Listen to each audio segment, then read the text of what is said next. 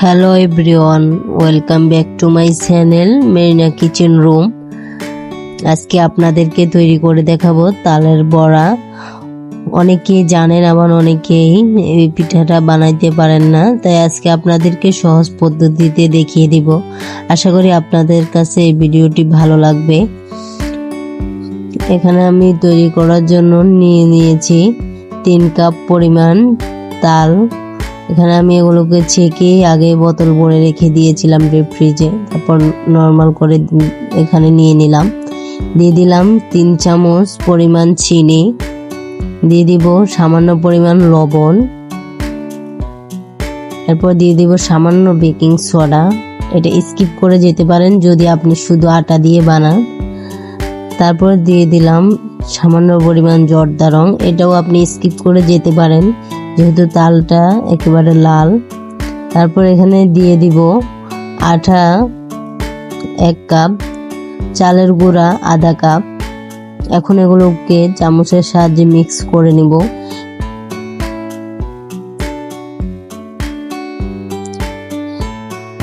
Mix করে দেখব যে আমার আর একটু আটা লাগবে, তাই আমি এখানে আর একটু আটা দিয়ে দিব। আর একটু আটা দিয়ে মিক্স করে নেব একটু একটু, অর্থাৎ এখানে মোট পরিমাণ 2 কাপ আটা লেগেছে।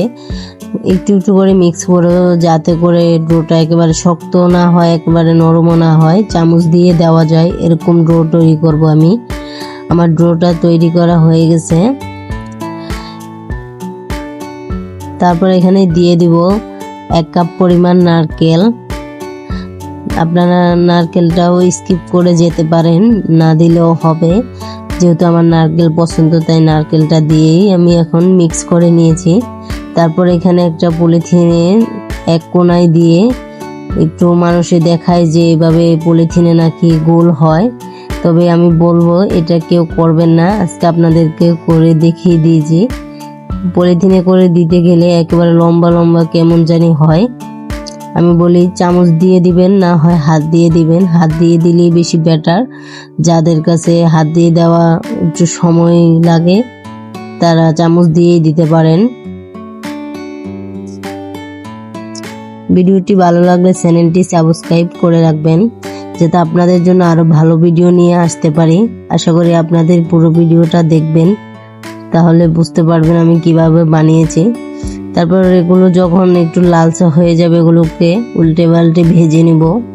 আমার ভাজা হয়ে গেছে, এই তো সফট হয়েছে, দেখি বুঝতে পারছেন কতটা সফট হয়েছে। আশা করি ভিডিওটি আপনাদের ভালো লেগেছে। ভালো থাকবেন, সুস্থ থাকবেন। আবার কোনো নতুন ভিডিওতে দেখা হবে। ভালো লাগলে চ্যানেলটি সাবস্ক্রাইব করে রাখবেন। আল্লাহ হাফেজ।